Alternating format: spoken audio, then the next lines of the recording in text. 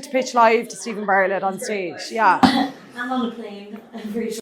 Yeah, so I've used it to get everything I want in my life. I used it to pitch to Stephen Bartlett live on stage. I used it to pitch to Simon Scribbs live on stage. I used it to pitch to Rio Ferdinand. And I used it to pitch to get into a VIP section that cost $2,000 that we didn't pay to get into. So it is a very useful tool to use. And it's the R.I.C.E framework. Reward, ideology, I don't have it down here. Reward, ideology, coercion, ego. I did an entire podcast episode on this. There's loads of different frameworks as well that you can use for pitching, but like you can use it in sales. So reward means what are they getting? What are they getting out of it? So for example, with the whole Stephen Bartlett thing, what was he getting out of me being live on stage with him pitching his podcast? I listened to over 100 episodes of his podcast. I studied it inside out and upside down. Because I studied it inside out and upside down every single second of every single episode, it got me out of my horseshead. And it got me to build 2 6-figure businesses. So the reward is that the diary of a CEO helped me get out of my horseshead. That's the reward. Ideology is the shared values you have with the person. So what shared values do you have with that person? And you can use that for your clients if you wanted. Like even with you, Tia, and you, Adam, like you might, and even you, Gillian, like even your cohorted client, like it depends on who you're selling to, but like it is extremely helpful. Like what shared values do you have? So because of my story, and this is where it comes back into what Emma was chatting about, my story directly duplicates Stephen Bartlett's. So when he saw that, he saw himself in me. It's like Focus. Has anyone ever seen the movie Focus? Will Smith, Margot Robbie. You need to go watch that because it's all about the subconscious mind. And it's basically about getting everything you want using these techniques. It's like con men, like it's like Catch Me If You Can. Like it's the exact same thing, like, you know, it really is. So they're the shared values. Coercion. How could we coerce him into doing it? If he didn't put me on stage, he's not a man of his word. Because he told me embarrassment's the cost of entry. He told me to do it scared. He told me all these lessons that I learned from him to use. He told me the R.I.C.E framework. He told me all these lessons that I learned from the Diary of a CEO. So if he doesn't put me on that stage, he's not a man of his word. Does that make sense? Yeah. So how can you coerce them? You know, like, is there anything that you can think of off the top of your mind where, like, if they didn't come into you, like, do you know what I mean? Like, and this is where you look up mission statements. Look up mission statements, look up the values of the company. I know that you have these values. I know that this is your mission statement. This is what you stand for.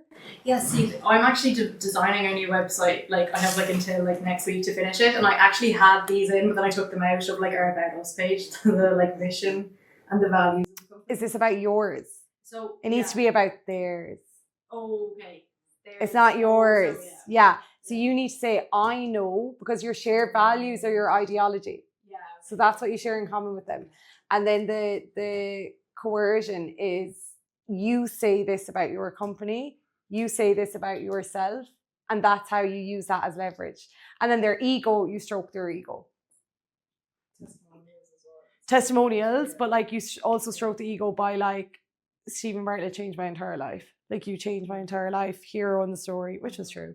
And then you end up on stage. You get anything you want in life with that framework. For example, of coercion for you, so like Kate's like motto in life is embarrassment's the cost of entry. It's what got her everything she wanted, and like that's what she preaches everyone to do. So if I wanted, as a person who didn't know Kate, if I wanted to make Kate do anything I wanted to do, all I would have to do is go up on social media and just embarrass the absolute shit out of myself and keep tagging Kate. And that way Kate could not ignore me. She would have to listen to me because I'm practicing everything that she preaches, essentially. Coercion, because Kate wouldn't be a woman of her word if I didn't do that. Because I've done everything that she said to do. So therefore, like, what? You're going to ignore me even though I'm doing everything. I had a girl do it to me. Grace O'Mahony, one of the girls, she's in our 1% movement now. She's like, I was going to go to Dubai and just do it scared.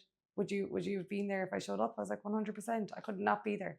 I actually would have loved it, but like, do you know what I mean? Like, you can't go against your word. You have to do it. So how can you exactly, Emma, like, study their values? Even if it means like just to take into perspective online coaching. It's like the little bit of extra you do to go look at their Instagram, or go look at their page, go look at their story, or who are they following? Who are they following? What posts are they liking?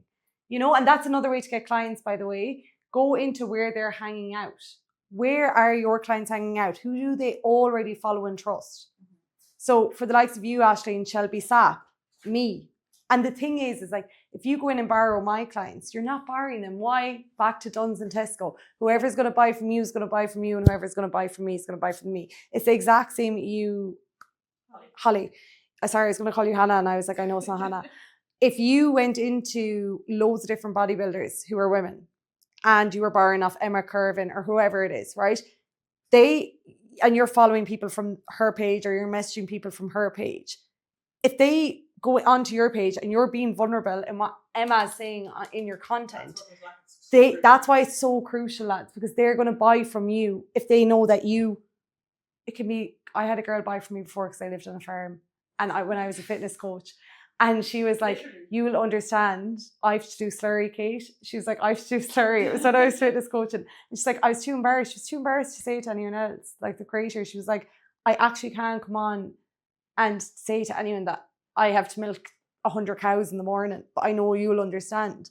And that's why she bought into me. How did she know I lived in a farm? I was jumping around like a lunatic inside my horse shed. You know what I mean? Like, this is where like that could be the one thing that could separate you, is that you hate cheese. And someone's reading to you and they're like, oh, that's funny. And without realizing, if you watch Focus, the movie, the subconscious mind, that's sitting in there like, oh yeah, Holly actually hates cheese as well. But they don't even realize that that's why they're buying from you. Do you ever notice, like, why do I just like that person so much? And you don't know why. It's just whatever it is about them. You're like, what is it about this person that I just like them so much? Like, I can't like pinpoint it or whatever. But I can guarantee you, if you go down through their content, there's parts of you in them. And so every client that you sign, there's going to be parts of them inside you. And that's actually what's so lovely about it as well. So repeat then, match their body language. What would they like for their future self? Bridge their offer, invite, do not push. So we'll just flick on through this. Sales is not about pushing, it's about listening, understanding, reflecting, guiding. Push through. If you're talking more than 50% of the time, you're not selling, you're presenting. So shut up. Anytime you're like, you can feel it, like you're talking about, just shut up and give them back agency. People don't buy your trust, they buy your understanding of their problem. Shoot forward. Sales calls questions. Okay, so if you want to take a picture of this, I think it should be in your script. Open it up in your script, and if not, you can take a picture. So it's to listen. And guys, you need to count like 5 yeses. You need to count the 5 to 10 yeses before you actually pitch your offer. So if you feel like someone hasn't, do you know when you come to an end of a sales call and you feel like they still aren't going to sign up? Like, you know, you have that feeling of like, they don't see the value or whatever. And we'll go through handling objections now in a second. You need to ask them more questions. That's a sign to ask them more questions. So if you feel like nothing's registering, you haven't connected with them enough, you need to go deeper. You need to go further. So what's felt hardest? Where are you feeling stuck? What would it mean for you to change? So it's emotional. It's all about the emotions. If we were to sit down for coffee in 6 months from now, what would we be chatting about? Would you be making 5 to 10K a month? Would you be making 30K a month? Would you be still in your 9-to-5 job? Would you be in Dubai with me? Do you know what I mean? Like, where would you be? What would you be doing? Who would you be hanging around with? You can flick on Emma. What are their pain points? We went through that, the ICP. So if you're a PT, what are you struggling the most with? What's your relationship with food like? How would you describe it? What's your relationship towards your body like? And like, likely if they're coming on, it's like they feel like absolute shit. Their relationship with food's shit. What exercises do you enjoy? They probably feel guilty because they're not doing it. These are all the pain points. You know that inside out and upside down. Why? Because you went through that from the content strategy. You need to know your client inside out and upside down to a point where they feel like you're reading their mind. Okay? So how to close? So with closing, guys, the client should close themselves. If we whip on to own, ask for the sale. If they seem ready, yeah, we'll whip on to that. Offer, whip this. Before we click into this, there was a study done in a university in Virginia. You're 34% more likely to close if you just shut the fuck up. Like, just shut up. When you pitch your offer. So before pitching your offer, you need to have at least 10 yeses. If you don't have 10 yeses, then you need to ask them more questions. If you don't know how to ask more questions and you're not prepped with that, resistance needs to exist. Resistance needs to exist. Why is there a H path. Like, okay, obviously we don't want an entrepreneur to be a doctor. Everyone would die. But the reason why there's so much resistance towards things, like a school that me and Sophie went to, a grind school tutorial, it was like a private kind of school for in 6th year. And the reason why there was an interview for that was because it was a business. So you had to get in, and then you got in and you're like, yes, and you realize everyone gets in. But it's that resistance towards like, oh, I got in and I made it in. So you need resistance in order to close. If you feel like you're still not confident at closing, this is bulletproof. This will work every single time. And if you don't have the right questions on it, then it's not going to work. So if you want to message me to look over the questions of the Google Doc, I will absolutely do that for you to make sure that you close. It's pretty much bulletproof. Make a Google Doc form and just say at the end of the call, you're agreeing with everything. You're like, this sounds great. I feel like we're a great fit. I feel like our values align. But just before I let you in, everyone has to go through this process first of asking a couple of questions just to see if we actually are a right fit for each other. Okay? And then you'll make a Google Doc of all the questions. Are you 110% in this?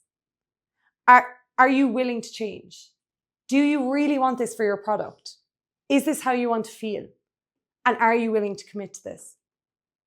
Those 5 to 10 questions around your ICP, I can look over it for you guys if you want to send it to me after like today, just shoot it to me via message. Asking them those questions, and then they're saying the yeses. So you're getting the yes, yes, yes, yes, yes, I want that. Okay, great. I think we will be a great fit. And then you're going into pitching your offer. But when you're pitching the offer as well, before we go into the 8-second pause, sorry, your tone of voice matters so much. So when you are speaking and you're pitching what it is that the money that you, like you're saying, so for example, we had a public speaking coach come into my container and she charged 8K for an hour for one client for a contract, a deal that they were doing over in Dubai. So if you want to make a lot of money, go to Dubai, because there's people that think 8K is a fiver, genuinely, and this is what you're around, right? So she was like, the more nonchalant and detached you can be, and you need to take on this alter ego